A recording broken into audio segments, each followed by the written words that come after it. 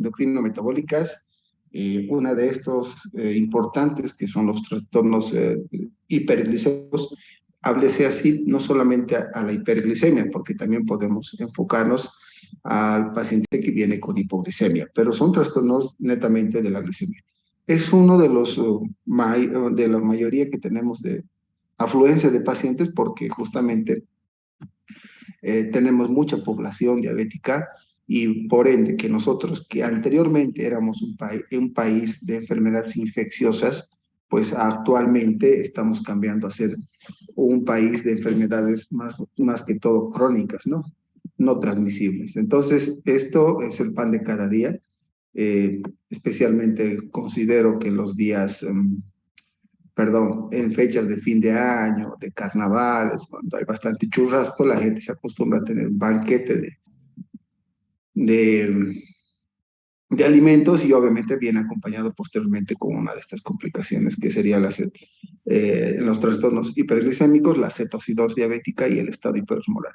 Hoy hablamos netamente de la cetosis diabética, entre su etiología, su diagnóstico como tal, que hay que tener criterios, la parte del manejo, de tratamiento y cuando decimos que rompemos la cetoacidosis. Esto es bastante, en el libro de Tintinali está bien explicado, tal vez algunas cosas que profundizar, pero bueno, es además es un talento para poder realizar y más que todo cuando se hace un diagnóstico oportuno, el manejo tiene que ser con mucho cuidado y verán que ningún paciente se puede complicar. ¿Alguien sabe cuándo consideramos que estamos frente a una cetoacidosis diabética?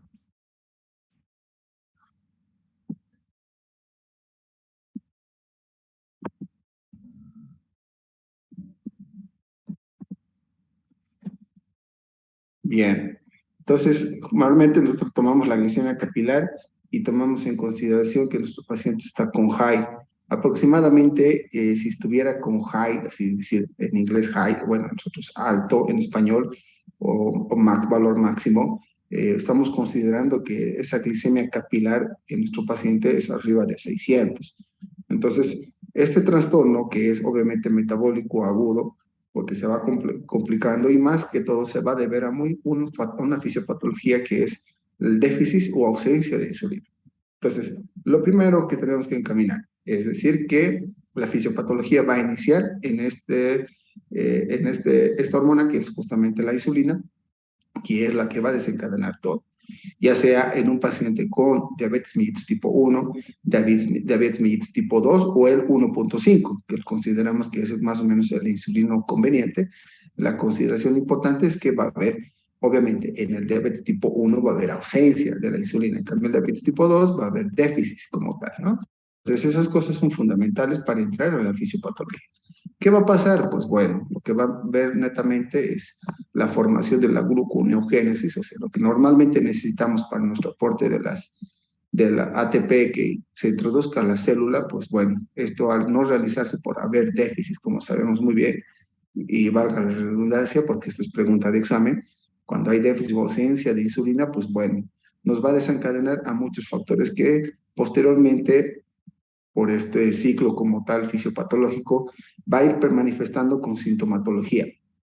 Es así, cuando la parte de la hiperglicemia va a ir afectando al tanto de los riñones, lo que va a provocar el sinoglucosuria y por ende va a haber depresión de volumen.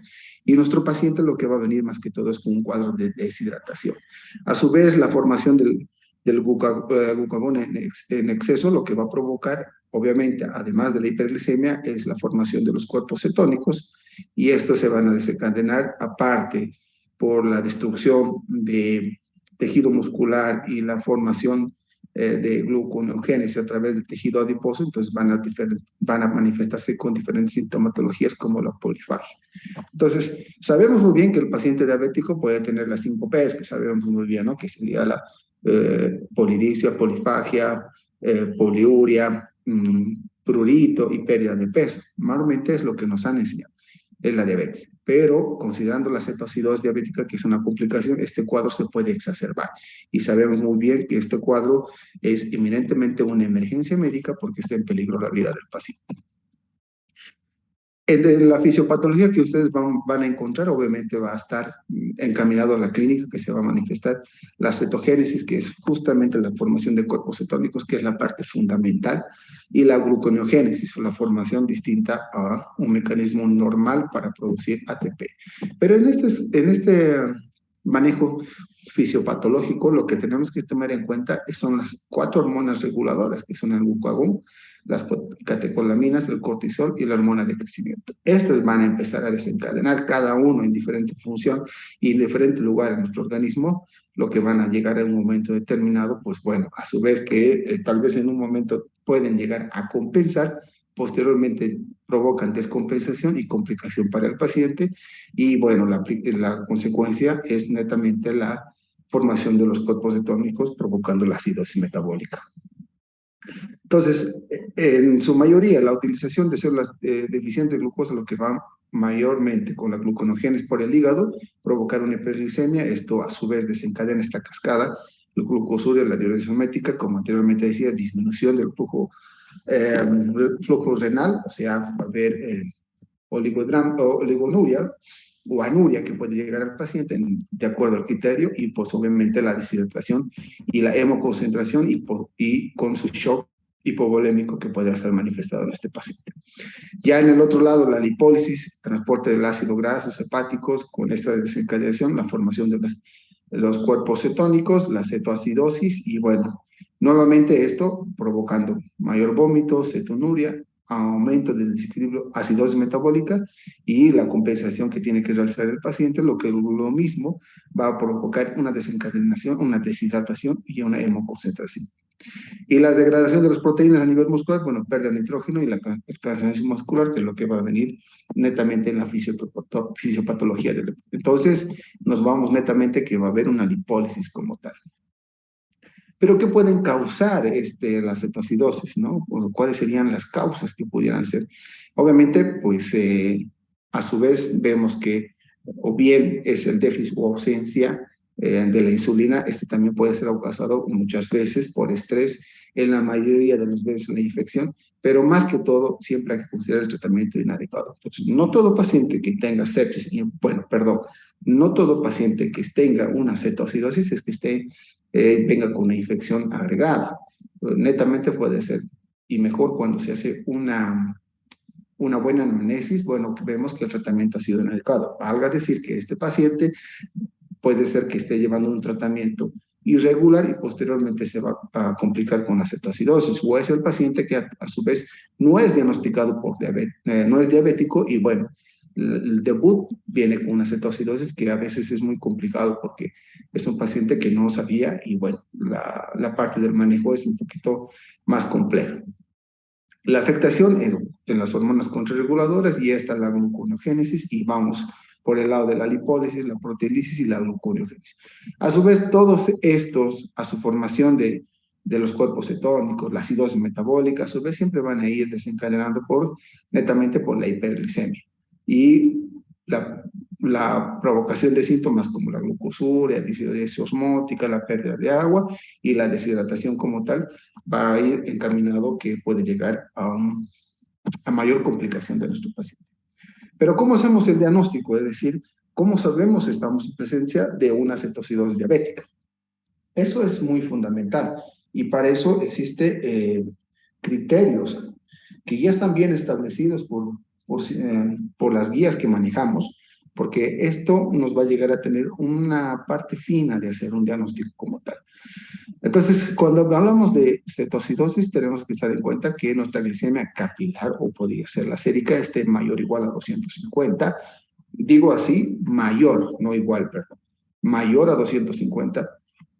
Que existan los trastornos ácido-base. Podemos ver que el pH esté menor a 7.35, el bicarbonato menor a 18, las cetonas, pero considerando que es un criterio bien establecido la presencia de cuerpos cetónicos en orina. La cetonemia sí es un diagnóstico que te ayuda al diagnóstico de la cetoacidosis, porque si vamos a tomar en cuenta la formación o los tres cuerpos cetónicos que se van a formar en la sangre, en la acetona es lo que vemos rápido. En cambio que el beta hidroxibutírico que se encuentra en la orina es lo que se va a encontrar, pero muchas veces, a veces no se encuentra este cuerpo cetónico en la orina. Es por eso que si está positivo cuerpos cetónicos en la orina, perfecto, nos ayuda más. Pero si está negativo, no nos descarta que estemos en una cetoacidosis. Sin embargo, la cetonemia, no todos los laboratorios lo tienen, incluso es casi como el glucómetro, o sea, como la glicemia capilar, y vemos si es positivo, pues bueno, ya netamente estamos teniendo un criterio de cetoacidosis que lo llamamos CAT. El anion GAP, que tiene que estar mayor a 12, el valor normal es de 8 a 12, obviamente, anion GAP se considera cuando estamos con acidosis metabólica y anion GAP elevado, pues hay que considerar los diferentes aspectos y uno de estos que desencadena, pues obviamente la cetoacidosis en el marco de las emergencias endocrino-metabólicas. Pero no basta solamente con hacer el diagnóstico también, porque también nos permite esta clasificación de esta revista española donde se habla de la diabetes del 2009, antigüita, pero me ayuda a clasificar la cetoacidosis en leve, moderada y severa. Pero me dirán, doctor, ¿para qué me sirve yo clasificar leve? Pues leve, pues obvio en consideración. Yo pienso, y esto sí tomo muy en cuenta, que una cetoacidosis leve lo puedo manejar en sala de emergencias, mejorar el cuadro, descartar que no sea un proceso infeccioso y netamente le puedo dar alta, obviamente teniendo todo el criterio y saber más que todo el manejo de las cetosis. En cambio, una moderada o una severa, la moderada netamente tiene que ir a unidad de terapia intermedia. Tenemos que manejar vasoactivos, perdón, insulina por infusión. En cambio, la severa pues, puede ser incluso que el paciente llegue a estar entubado. Y no es así que más que esta clasificación de leve, moderada y severa, yo más que todo me voy a la parte del bicarbonato. Entonces yo veo mi bicarbonato que si está entre 15 a 18, hemos dicho que un criterio que esté menor a 18, si este está de 15 a 18 sería leve, moderado de 10, de menor a 15 a 10 y menor a 10 sería la parte de la severa. Eso es lo que más me importa por el tema del bicarbonato, porque obviamente es uno de los metabolitos que va a estar más afectado y por ende puede peligrar la vida por ese tipo de trastorno que puede provocar el bicarbonato. Ahora, si vamos a ir bien encaminados, o sea, si nos vamos a fijar en esta clasificación, que hablemos muy bien más de la severa, porque leve es capaz muy sencilla. La glicemia, obviamente, el primer criterio tiene que estar mayor a 250, el pH tiene que estar menor a 7. Si se fijan, hemos dicho que un criterio es que esté menor a 7,35, pero si está menor a 7 ya se considera severa. Menor a 10 el bicarbonato, la cetonuria puede estar positiva, la cetonemia positiva, la osmolaridad variable, porque obviamente sabemos muy bien que la hiperglicemia puede provocar también en otro tipo de patología o acompañarse con otro trastorno hidroelectrolítico que sería la hipernatremia y aumentar la osmolaridad, que obviamente si esta osmolaridad estuviera muy elevada, estuviéramos yendo al otro extremo, que sería el estado hiperosmolar. El estado de conciencia, que obviamente, como vemos, la severidad puede estar en estupor o en coma. Entonces, esto me permite más o menos guiarme hacia dónde tengo que manejar en mi paciente para hacer un manejo oportuno e inmediato en sala de emergencias.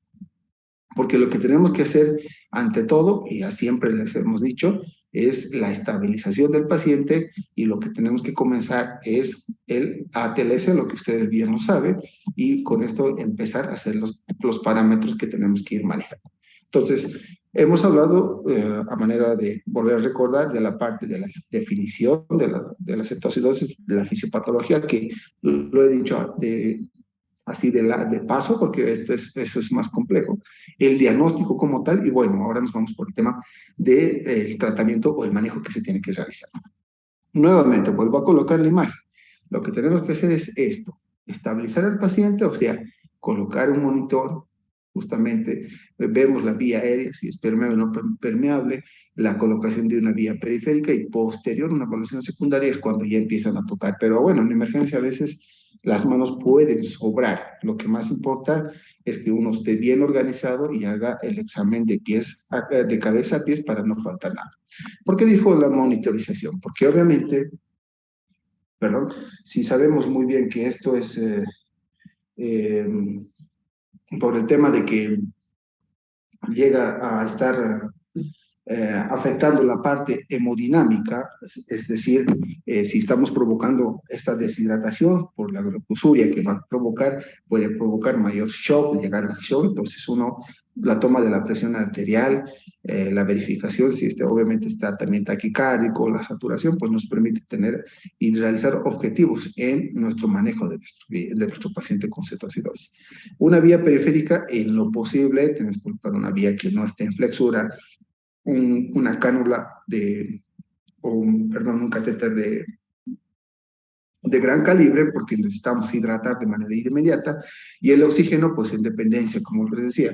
Aquí hay mucha gente dice, ah, no, está saturando 98 y nosotros no tenemos que dar oxígeno. Lo ideal es el aporte de la oxigenación, no más para que oxigene, sino porque el paciente está con esa acidosis metabólica, lo que va a venir acompañado de una respiración tipo Kussmaul, y obviamente esta respiración, esa acidosis metabólica, lo que va a provocar que tenga un grado de compensación con una alcalosis respiratoria. Entonces, proporcionando un poquito de oxígeno, vamos a mantener que se mantenga, que no se expulse mucho CO2 y bueno, con esto mejoramos la parte respiratoria hemodinámica. Colocación de catéter vía central no es un requisito. Muchas veces yo he sacado pacientes solamente con sus catéteres con bránula número 18, 20, no ha habido necesidad, pero si estamos en una unidad y tenemos todas las condiciones, pues obviamente el catéter de vía central nos va a permitir un buen manejo de hidratación, no solo de hidratación, porque también tenemos que tener en cuenta el manejo hidroelectrolítico, porque si vamos a, que más ratos voy a hablar, el tema de inicio de la infusión de insulina puede provocar hipocalemia, hipopotasemia y el paciente dice paro, ¿no? Entonces, esas cosas son fundamentales a la hora de manejar, lo que me permite tener más o menos la guía. Ahora, cuando vamos a hablar netamente del tratamiento, el primer eslabón, señores, el primer eslabón, como hemos colocado, es hacer una hidratación, la reposición líquida. Entonces, tenemos que ir justamente a la fisiopatología. La fisiopatología nos dice que hay déficit de insulina, que hay deshidratación, pero no le puedo yo iniciar directamente la insulina, porque este paciente está deshidratado, o sea, las cañerías están secas, y al colocar la insulina puede provocar vasoplegia y el paciente se puede hipotenciar, se puede choquear y hacer paro respiratorio por hipotensión. Y obviamente entonces no estaríamos cumpliendo el requisito. Entonces lo primero que tenemos que hacer ante todo es hidratar, que más después vamos a hablar de qué tipo de solución es la más adecuada. Una vez que hidratemos, considerar la administración posteriormente de la insulina, tal vez requiriendo la dosis kilogramo peso, pero tener en cuenta siempre este metabolito que sería el potasio. Por eso que al paciente que estamos ingresando a emergencia, nosotros le hemos hecho el ATLS, le hemos tomado la glicemia capilar, con la clínica más o menos estamos considerando que es una cetoacidosis, confirmamos que tiene una glicemia mayor a 250, pedimos la gasometría y netamente ya tenemos que mandar los laboratorios que sean necesarios, en este caso obviamente los electrolitos, para poder considerar cuándo vamos a utilizar la insulina. Sin embargo, guías nos han demostrado que tienes que manejar el potasio cuando esté arriba de 3.5, de 4, pero yo con la experiencia que tengo, hasta esperar un laboratorio que tarde 4 horas, es muy peligroso y por ende mi paciente puede clavarse. Entonces lo que yo hago es más o menos tener una tendencia ponderada de cuánto está el potasio y bueno, ya posteriormente administrar para poder iniciar la infusión de insulina. Soluciones, insulina, potasio, ese es el labor fundamental. ¿Qué dicen las guías? La Asociación Americana de Diabetes es muy importante, nos han hecho la parte de artículos donde nos pueda guiar, obviamente el manejo de las cetoacidosis en adulto, tal vez es casi parecido al pediátrico, sin embargo hay que tener consideraciones más que todo en el kilogramo peso. Pero este manejo, a su vez, pues bueno, hay que tener que ellos nos han querido colocar esto que es, como siempre decimos, la receta de cocina, es decir, paso 1, paso 2, paso 3, hacer esto, hacer esto. Entonces, esas cosas a veces, muy frecuentemente, no digo a veces, es erróneo y eso es lo que nos va a llegar solamente a tener complicaciones. Entonces, importante es ver paciente, enfermedad y manejar al paciente, no utilizar la receta de cocina, que eso no nos va a... Lo más que importante y siempre está bien establecido dentro de estas recomendaciones es considerar la insulina más que todo, porque obviamente tenemos que iniciar. porque esa es la fisiopatología que nos ha provocado. Ahora, la utilización de cristaloides va mejor, o sea, aquí ya vamos a descartar. Es así que cuando hablo de los cristaloides, estoy hablando de que puede ser tanto rigelatato como el fisiológico. No me está diciendo específicamente cuál es el mejor. Sin embargo, considerar que el cloruro de sodio al 0,9%, que decimos, y ya les he dicho en la anterior clase, que sería la solución fisiológica más fisiológica, porque la que tenemos es al 0,9%, pero es, no es tan normal, entonces obviamente sería la más recomendada para utilizar, pero obviamente hay que tener en consideración que cuando se va a utilizar podamos provocar otro tipo de trastorno, que sería la hipercloremia, que lo cual llegaría a provocar mayor acidosis metabólica, por eso hay que tener mucho ojo. Entonces, yo considero ante todo ver paciente y la manera de manejar es de acuerdo a la patología, no netamente con las comorbilidades que tiene el paciente para poder hacer un manejo. El bicarbonato, señores, no se administra. Hay mucha gente, especialmente en la parte de terapia intensiva. Bueno, yo puedo decir, veo muchos pacientes en la unidad de terapia intensiva y lo primero que le administran es el bicarbonato. El bicarbonato se ha demostrado que no mejora, provoca arritmia cardíaca, te disminuye el potasio y lo peor, te perjudica a una recuperación rápida de la acidosis metabólica de nuestro paciente. Bien. Otros estudios, obviamente, por el sodio, porque justamente llegamos a tener en compensación de que, como les decía, la utilización de solución salina o solución fisiológica, lo que está provocando a su vez puede ser un trastorno que sería la hipercloremia. Y esto provocando la acidosis metabólica y por tanto más afectación a su paciente y no va a poder tener ningún beneficio como tal. Pero sin embargo, seguimos analizando, la evidencia nos ha demostrado una buena monitorización, un buen inicio de hidratación, el oxígeno y pues tendencia de que tener en cuenta de que la glicemia capilar se hay que tomar cuando estemos manejando un paciente con cetoacidosis diabética moderada a severa, lo ideal es que tengamos que medirlo cada hora o cada 2 horas. Pero más que todo, esta glicemia capilar siempre nos va a ayudar a guiar porque la glicemia no tenemos que bajar por más de 50 hasta 70 miligramos por decilitro. Es decir, si está con 544 y yo le tomo de 2 horas, jamás de los jamases les ocurra que esté en 300 porque estuviéramos bajando muy de golpe. Y eso va a provocar más otro tipo de trastorno, incluso provocar edema cerebral y el paciente puede complicarse. Otros laboratorios que podamos pedir, pues obviamente el hemograma, el perfil renal hepático, porque a veces estos pacientes van a venir siempre por la deshidratación, van a venir con lesión renal aguda de causa prerrenal, obviamente por deshidratación, y bueno, estas tenemos que ir compensando. Me dirán, ¿para qué piden el perfil hepático? Pues bueno, está todo alterado, hay que fijarse muy bien que no tenga otra patología, los electrolitos, considerar sodio, potasio y cloro, no solamente potasio, no solamente cloro, porque también el sodio es importante, incluso hasta calcio. A amilasa lipasa, todos los pacientes que hacen cetoacidosis pueden aumentar un poquito la amilasa lipasa. Si esta se va del cuadro más exacerbado a llegar a tener una pancreatitis, que también viene después de desencadenar una cetoacidosis, es una de las complicaciones muy importante y por eso se considera, si lo tenemos a mano, tener una vigilancia de que al ingreso está entrando con una cantidad X de amilasa lipasa y cuando vaya evolucionando ver que esta vaya descendiendo y no así vaya aumentando, porque inclusive puede llegar a tener una necrosis del páncreas y eso sí, netamente es una complicación muy grave en nuestros pacientes. El examen general de orina, ya sabemos muy bien los cuerpos cetónicos, a su vez también podemos ver si está infectado o no está infectado, o tenga algún trastorno en la orina que pues podemos tener en cuenta. Y la gasometría venosa, estoy colocando así, venosa, porque no necesariamente necesitamos una arterial. O sea, ¿cuál me sirve? Las dos me sirven. Si yo no tengo la venosa, lo hago la venosa. Si yo tengo la arterial, lo hago la arterial.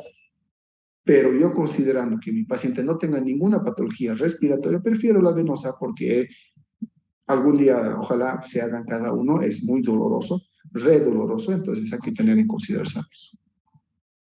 Estudios de imágenes rayos X, pues sí me permiten ver, por ejemplo, está añadido con una neumonía como tal, o netamente porque estoy colocando un catéter de vía central y quiero colocar o ver con radiografía que si está bien ocupado o está en lugar adecuado, ¿no? Esas cosas son importantes. Entonces, para el tratamiento, vuelvo a repetir, hay que hacerlo como dice aquí, en forma escalonada, aquí pasito a pasito. Tal vez podemos dar unos 2 pasos, pero más que todo es para preventivo, porque justamente nosotros no tenemos toda la tecnología en nuestros hospitales, estamos a veces muy precarios, pero bueno, la idea es tener en cuenta que este es el manejo como tal por el tema de hidratación, la inicio de insulina y tomar en cuenta el potasio. Ahora, si vamos a entrar a decir qué es mejor de las soluciones. Entonces, hemos dicho muy bien, la solución fisiológica, hay estudios donde se ha demostrado que la solución fisiológica nos disminuye de manera más rápida la glicemia. Hemos dicho que nosotros la glicemia tenemos que bajar de 50 a 70, o sea, menos de 50, menos de 70 miligramos por decilitro. Sin embargo, lo malo de esta solución fisiológica es obviamente el cloro, porque el cloro está con 154 tiene y esta se va a ir aumentando y llevando a un trastorno sería la acidosis hiperclorémica. El rige normal está muy bueno para la hidratación, pero me refiero yo más que todo al rige lactato, porque el rige lactato a su vez me mejora la acidosis o la acidosis y la lactalosis. El ácido láctico como tal va a disminuir y obviamente también tengo que considerar que mi sodio va a ser menos y no va a llegar a provocar un trastorno de acidosis hiperclorémica. Entonces lo que yo hago es ser más que todo balanceado. Si mi paciente viene con hipernatremia, por ende, pues no tiene sentido de que le dé fisiológica, porque lo que voy a hacer es aumentar más los osmolaridad plasmática, aumentar más la hipercloremia. Entonces yo utilizo un Riger lactato que me permite tener un valor estándar, pero si este paciente viene con hiponatremia, pues le coloco solución fisiológica. Y con el Riger lactato voy haciendo más o menos una combinación. Rige normal, ya cuando el paciente sale de la cetocidosis, puedo manejarlo netamente, no va a tener problema. Pero está bien descrito de que no hay una solución que se diga esta es la ideal para la cetocidosis diabética. Lo importante más que todo son los parámetros de reanimación, es así hablamos de hidratación en nuestro paciente. Tenemos que estar entre 20 y 30 ml por kilogramo, 500 ml por hora. Yo, la verdad, me pongo muy inquieto cuando a veces colocan 1000 cada 2, 8000 cada 8, pero yo digo, y no ven cómo es el cuerpo. No estamos teniendo en cuenta de cómo se está hidratando este paciente porque estos parámetros son finos y por ende un paciente que tenga mayor requerimiento sobrehidratado, lo que va a provocar es mayor complejidad de mayor estancia hospitalaria, mayor estadía en la terapia y obviamente mortalidad a los 30 días. Entonces, parámetros, y yo siempre lo utilizo, aparte de los parámetros que también les voy a hablar cuando no tenemos considerados como la vena cava inferior que se realiza por ecografía, cuando yo veo que esta vena cava está distendida, digo que más o menos no llega a tener más requerimiento de volumen, pero no solamente la vena cava así solita, tengo que ver pulmones, si hay líneas B o no hay líneas B, tengo que ver el corazón. Eso es una reanimación ecoguiada y esa es la más precisa porque es una variable cuantitativa de reanimación como tal. Pero si lo tenemos, y yo no tengo un ultrasonido, o si lo tengo, no sé utilizarlo, pues el índice de la pleismografía, justamente la pleismografía que nosotros lo vemos, en el oxímetro vemos este tipo diagrama que se va enfocándose, vemos tanto la como la diástole. Esto nos va a permitir más o menos tener esta tendencia.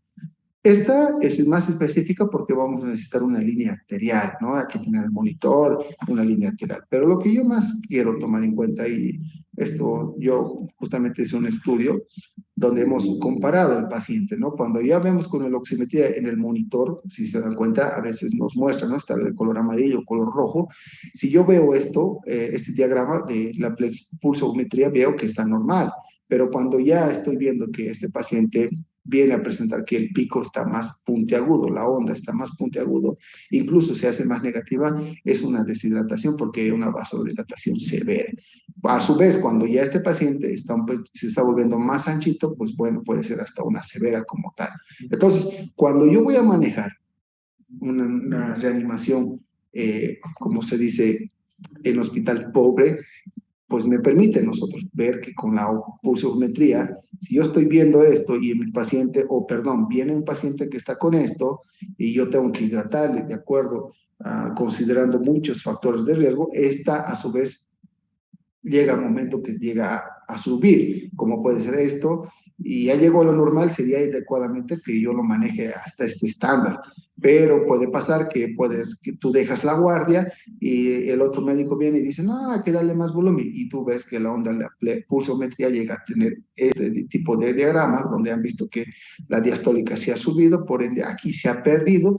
Entonces estaríamos complicándole que a este paciente estuviera llegando una vasoconstricción y estuviera sobrecargado de volumen. Entonces, si se dan cuenta, si hay tecnología, bien. Si no hay tecnología, esto tranquilamente una oximetría de pulso podemos revisarlo y vamos a tener que ver.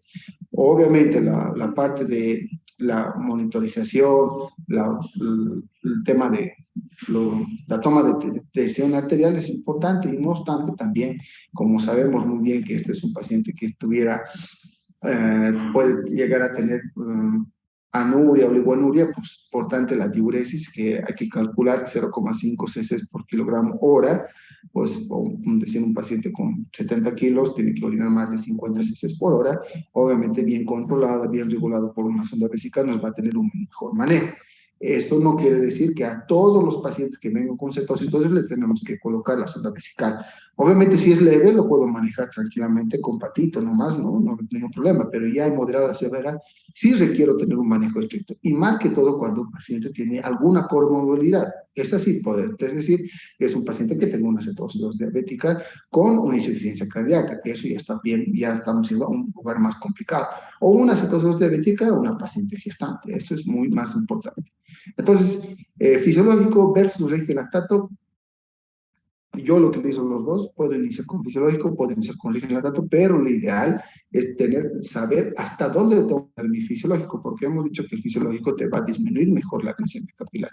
Para eso hay fórmulas que hay que hacer matemáticas, si bien nosotros sabemos que los médicos no somos buenos matemáticos, pero tener la idea y más o menos tener los valores que tenemos que tener en cuenta es muy importante. Entonces, en este tema de cálculos, saber el sodio, el cloro, el bicarbonato y la glicemia es fundamental. ¿Por qué hablamos del sodio corregido? Pues obviamente el sodio corregido en un paciente que esté con hipernatremia y con hiperglicemia, se considera que ese valor no es normal y por eso hacemos el sodio corregido, que no es más el sodio del paciente más glucosa por 1,6 sobre 100. Esto nos va a decir que por cada glicemia, cuando esté arriba de 300, perdón, por cada arriba de 100 de glicemia vamos a disminuir 1,6 de sodio. Entonces, ese paciente que supuestamente está entrando con una hipernatremia, cuando hagamos el sodio corregido, vamos a ver que está en 140 hasta 150, entonces tuviera más dentro de los parámetros normales. Por eso que mucho ojo, ¿no? Porque cuando he dicho anteriormente que va a venir un paciente con hipernatremia y yo le inicio inmediatamente el Riger lactato, no estoy teniendo en cuenta que hay que hacer una corrección del sodio corregido. Si yo veo que realmente está aumentado, pues obviamente tengo que manejar tal vez otro tipo de soluciones para mejorar. Y la osmolaridad, que sabemos muy bien que está en un valor de 275 a 285 y cuando se considera estado hiperosmolar es cuando está arriba de 290. Es así cuando estamos yéndonos al otro extremo, que sería el estado hiperosmolar. Obviamente tenemos que considerar esto.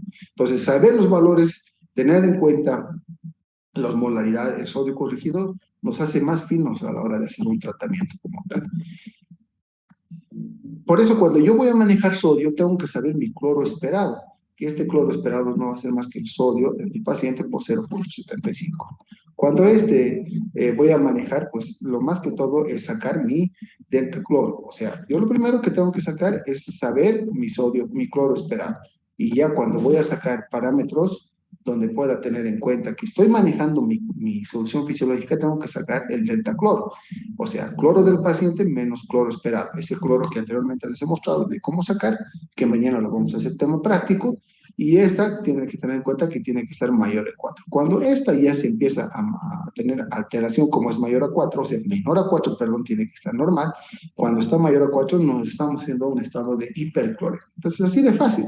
Saco mi sodio corregido cuando tengo esperado, perdón, que tengo que manejar de mi paciente y esto lo voy a convertir en delta cloro y ver si me estoy pasando mayor a 4, me estoy en la hipercloremia, entonces yo paro de colocar la solución fisiológica y manejo directamente con Riger lactato o Riger normal a buen manejo. Por eso también hablamos del GAF, que también es un criterio para las cetoacidosis, que es justamente la suma y resta de con los cationes. Es así que el sodio menos el cloro más bicarbonato, hemos dicho que es del valor de 8 a 12, mayor a 12 estuviéramos dentro de los parámetros, no estaremos siendo con GAF.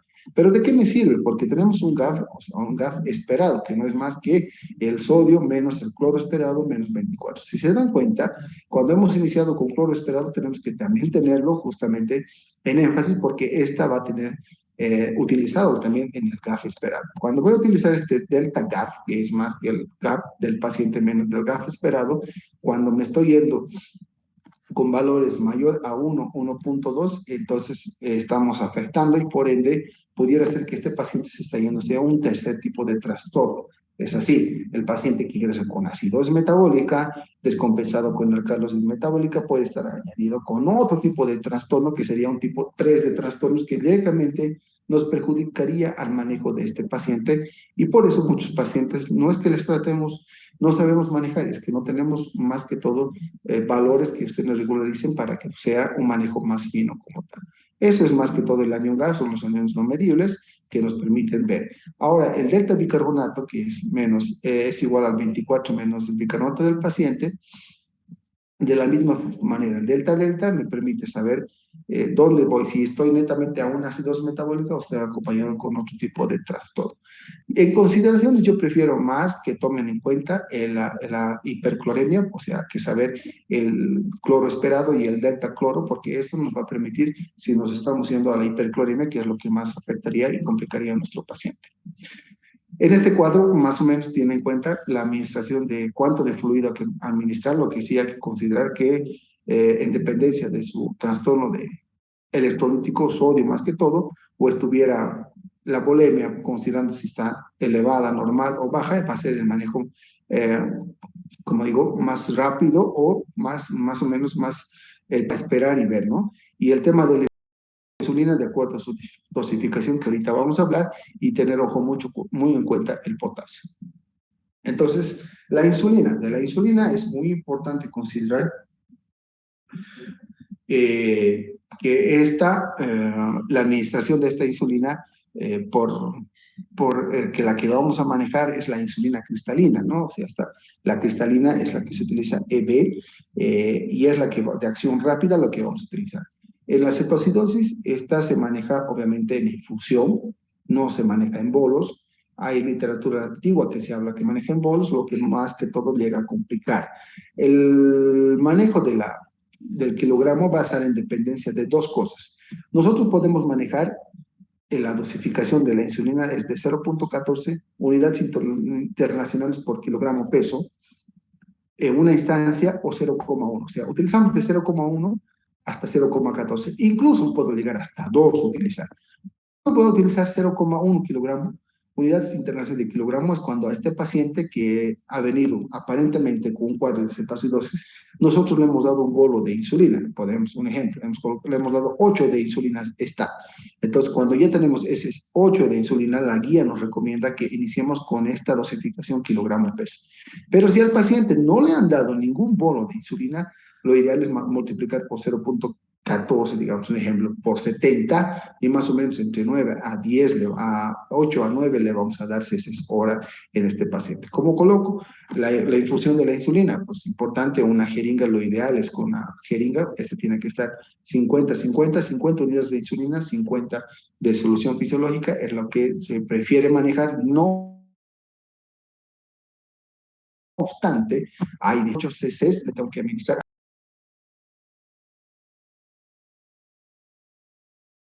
a un paciente que está pesando 70 kilos, multiplicando a 0,14. Yo le digo a la licenciada, prepare 50 ml de fisiológico más 50 unidades internacionales, me falta la I de insulina cristalina, y le pasamos, como dice la doctora o doctor, a 9.8 cc hora. Entonces, nosotros ya estamos comenzando a utilizar la insulina. Sin embargo, hemos hidratado y sabemos muy bien que nuestro potasio está más o menos en valores elevados de 4 y por eso utilizamos directamente la insulina.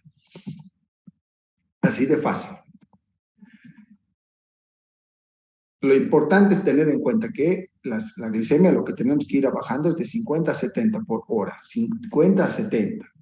O es decir, si está con glicemia, un ejemplo, de 300, que baje en la siguiente hora, va a bajar a 250, ideal. A 230, ideal, pero si ya baja menos de 200, estamos siendo muy rápidos.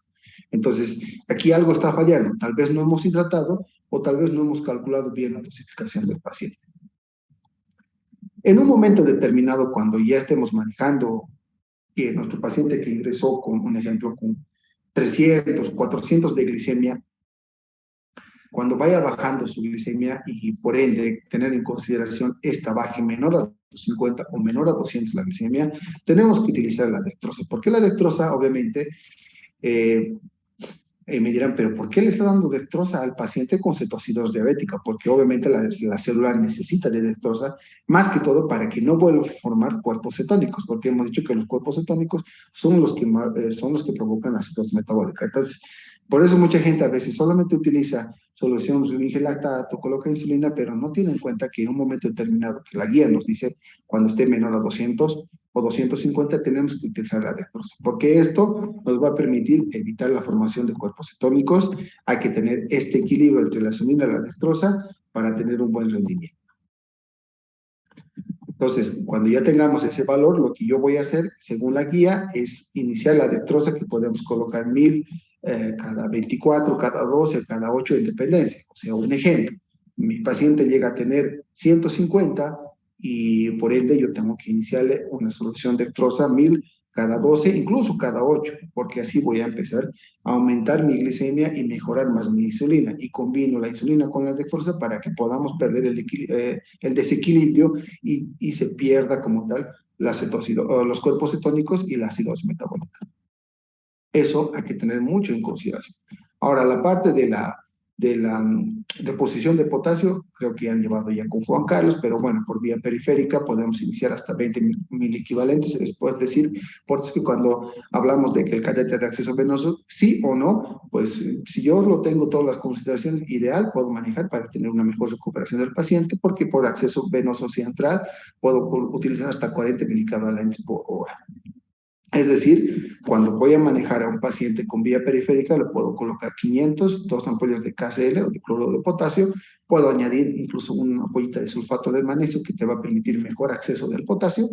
Entonces, esto nos va a permitir que podamos hacerlo más o menos para 6 horas, porque 10.000 equivalentes nomás podemos pasar por hora. En cambio, en una vía periférica central, una vía central no periférica, esta lo podemos pasar a la mitad y obviamente tenemos una mejor recuperación en los pacientes porque sabemos muy bien que esta infusión de insulina lo que va a provocar es hipopotasemia y puede ser una complicación muy grave y mortal para el paciente.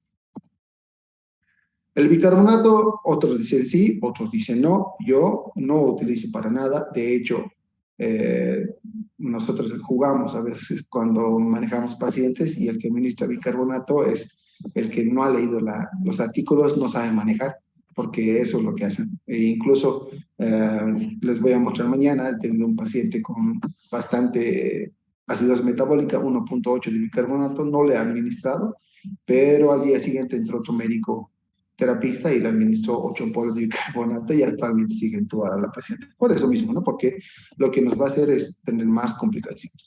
Salvo, ojo mucho en cuenta aquí, el bicarbonato yo lo administro cuando estemos en paro cardiorrespiratorio, que obviamente ha sido provocado por la acidosis metabólica severa, es cuando puedo utilizar. Si no estamos en paro, pues obviamente no. Pero otras guías recomiendan ya una cantidad exacta hacer la administración, porque ya les he dicho, lo único que va a provocar esto es una arritmia cardíaca y obviamente una menor recuperación rápida del paciente por el tema de la acidosis metabólica. Entonces, tratamiento de bicarbonato, pues hay muchas formas, hay fórmulas que te dicen déficit del bicarbonato, 0.5 por kilogramo del paciente, estas, obviamente, tener en cuenta que la administración de bicarbonato también te va a provocar disminución del potasio. Entonces, más que todo, tener en consideración esto antes de dar, pero mucho ojo porque esto puede llegar a complicar el paciente. Entonces, puedes darle, pero cuando digo en consideración, tomando en cuenta cuando el paciente esté en paro cardiorrespiratorio.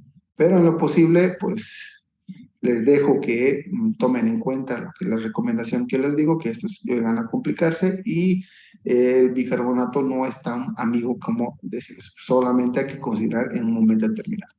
Entonces, para tomar en cuenta, cuando vamos a manejar un paciente, la glicemia tiene que ser cada hora, en dependencia de nuestro lugar, porque a veces el costo es caro, ¿no? Cada hora. Lo ideal, lo que recomienda la guía es cada hora que tienes que realizar. Lo más importante, más que decir la glicemia cada hora, es que la glicemia no baje entre más de 50 o más de 70 miligramos por decilitro por hora. Eso es más importante. La gasometría en otros países hacen la guía lo hace cada 2 horas, incluso aquí lo hacemos cada 6 porque cuesta caro, 180, 220 la gasometría arterial o venosa, pero el más importante, pondero y más o menos tengo que ver, ¿no? Eso es más los gajes del oficio, como se dice, es ver a tu paciente y ver cómo mejora. Los electrolitos, muy importante, el potasio, muy importante el sodio, porque obviamente es los trastornos que pueden provocar. Y los signos vitales, obviamente, este paciente con una acidez metabólica moderada o severa tiene que estar monitorizado permanente y revalorar, porque esto es constante y dinámico. Nosotros lo que hacemos en este tipo de pacientes con moderada o severa es hacer atención al paciente cuerpo a cuerpo, o sea, me estoy con él hasta que mejore y cuando ya esté mejorado, pues bueno, recién puedo retirarme o irme a mis otros pacientes, pero lo ideal de este paciente, si estamos en un primer o un segundo nivel, es referirlo, tiene que estar manejado un tercer nivel, o si el paciente pues tiene una tendencia que era una clínica privada, podemos la cetocidosis.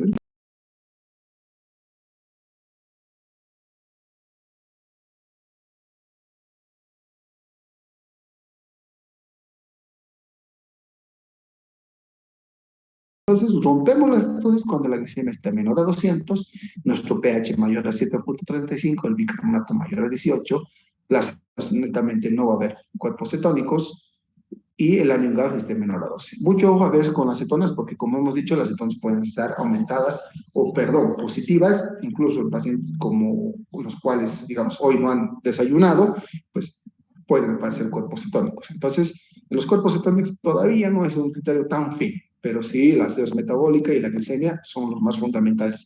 Y si está acompañado con el anion GAF que está menor a 12, mejora. Entonces, cuando yo he cumplido ya roto, como digo, la cetocidosis, tengo que ya comenzar mi tratamiento y voy a escalonar mi tratamiento o cambiar de la utilización de la insulina cristalina a la insulina NPH, o sea, manejar porque ya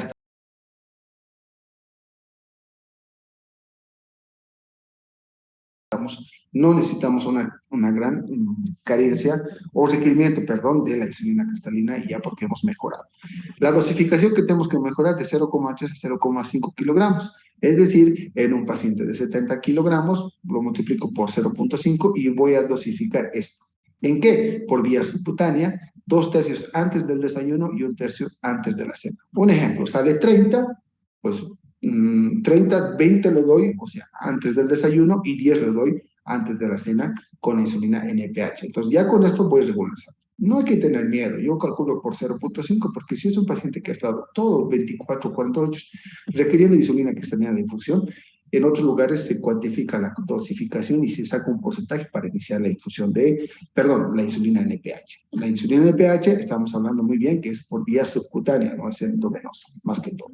Entonces ya cuando vamos a iniciar esta administración de la insulina NPH, tenemos que mantener 2 horas y de estas posteriores al administrar hay que suspender la insulina cristalina con la dextrosa que estamos iniciando, que hemos iniciado anteriormente. Entonces, yo administro la NPH y 2 horas posterior a eso voy a descontinuar la insulina cristalina y la dextrosa. No es que voy a iniciar NPH y inmediatamente le quito la insulina. No. ¿Por qué? Porque sabemos muy bien que la insulina NPH es tardada, lenta. Entonces, su acción va a ser 2 horas después. Entonces, ya 2 horas después voy descontinuando. Le doy de alimentar al paciente, porque anteriormente, hasta que no rompa la cetocidosis, o sea, es decir, hasta que no tenga un pH mayor a 7.35, un bicarbonato mayor a 18, mi paciente no tiene que alimentarse con nada. Cuando rompe la cetocidosis, recién, y voy a colocar el pH, puedo empezar a comenzar con una alimentación, obviamente, para paciente diabético. Entonces, así es lo que tenemos que manejar el paciente. Muchas guías te pueden llegar a confundir, la guía americana, la guía europea. Mayormente aquí nosotros utilizamos nuestra guía boliviana, porque de esta manera hemos visto que nos sale bien el paciente, tiene mejor repercusión, y más que todo es tener en cuenta que esta no, identificar más que todo las complicaciones que puedan, porque esto a veces lo manejamos como receta de cocina, pero no es así. Lo ideal es manejar al paciente, ver sus comorbilidades, su patología, lo que tiene y manejar eso. Obviamente, el estándar del manejo, hidratación, insulina y el potasio, más que todo como tal. Y descartar o, yo diría, evitar el uso del bicarbonato. Bueno, doctores, esa es la charla. ¿Alguna duda o pregunta que tengan?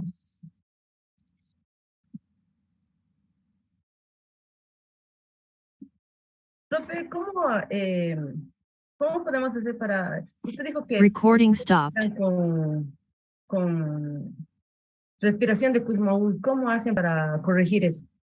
¿O directamente? La pregunta está bien, muy bueno. Fabiola, ¿cómo es la respiración de Kussmaul? Ya no estoy grabando por si acaso, eso no se va a quedar aquí. Tiene un ritmo de parada diferente, no es un ritmo...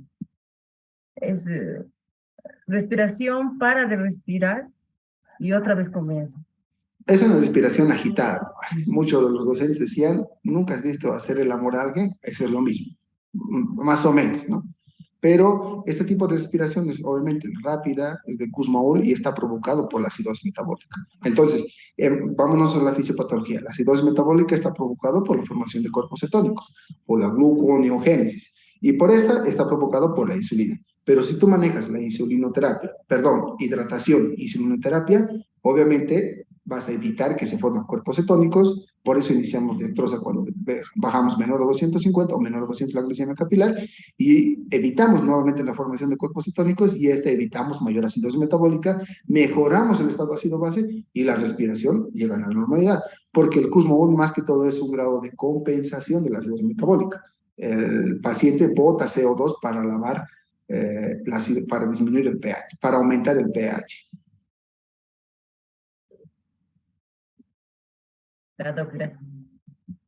¿Alguna otra pregunta, duda? Sí, Doc, sobre la dextrosa, una vez que iniciamos con la hidratación y la insulina, la dextrosa la empezamos a administrar cuando bajemos la insulina a menos de 200, ¿verdad? Muy bien, eso es importante.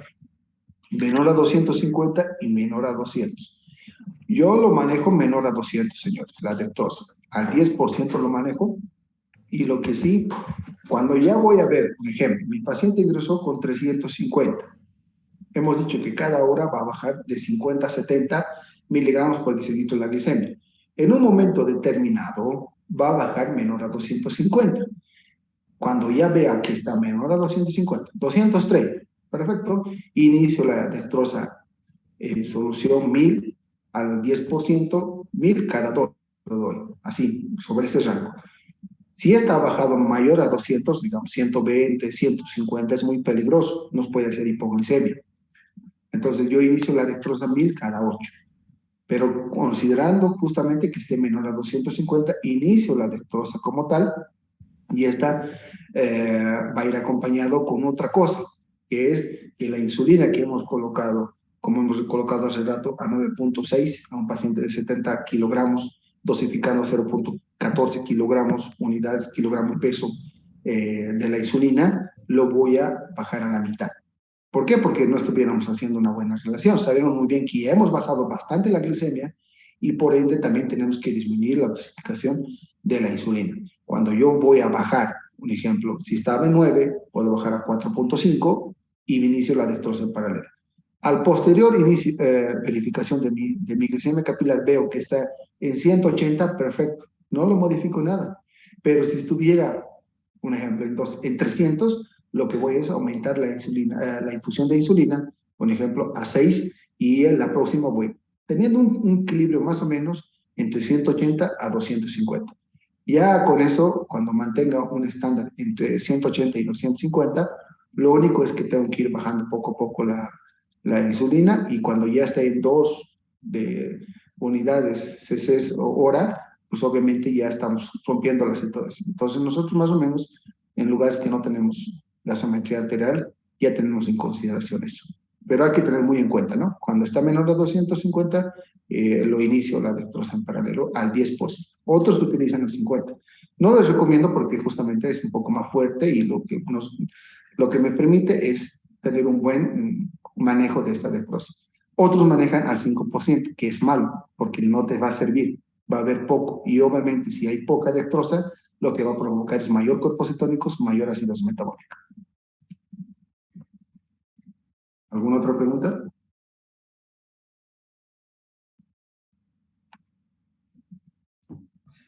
Doctor, en cuanto al manejo inicial, después de ya empezar a hidratar al paciente, si no tenemos, digamos, los electrolitos en el hospital, ¿cómo, cómo, cómo podemos saber si estamos frente a una hipocalemia y tener cuidado con la insulina cristalina?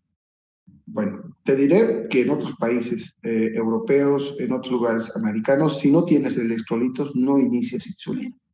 Pero pues estamos en un país pobre, no tenemos muchos recursos. Entonces, ¿qué hago?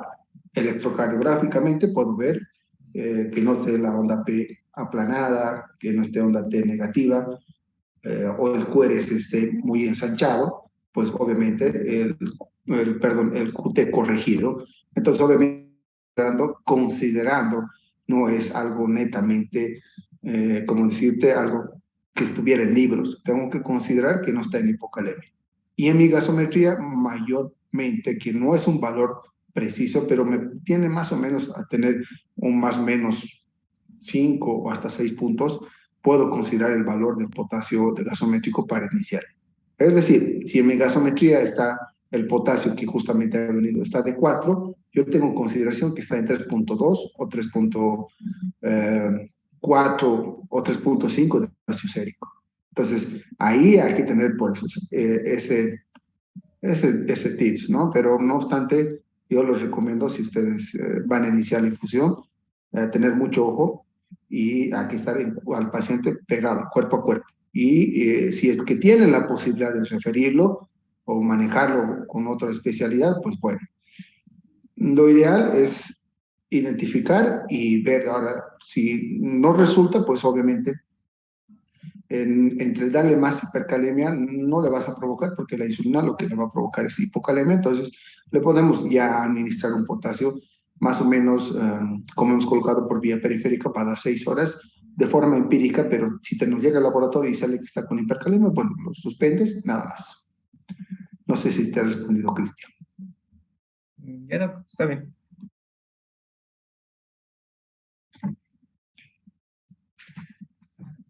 ¿Se ha logrado entender?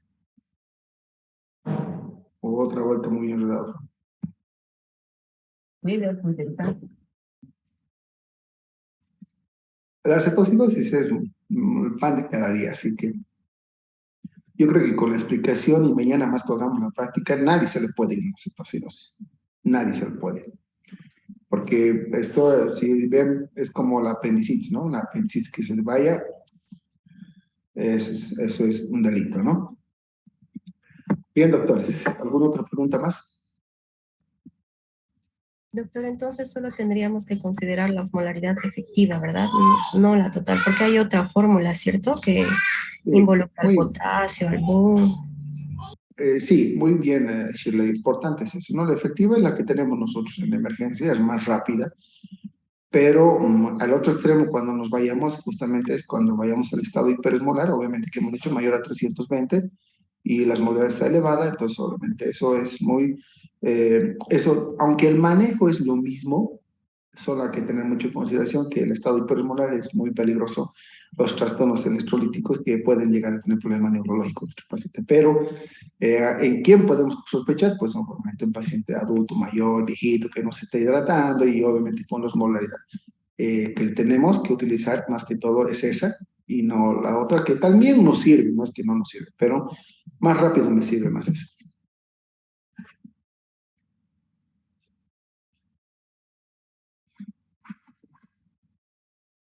Bueno, Chile. Bueno, muchachos, ¿alguna otra pregunta más? Mañana, por favor, repasen y cualquier duda, pregunta. Ya me están llamando, tengo harto paciente.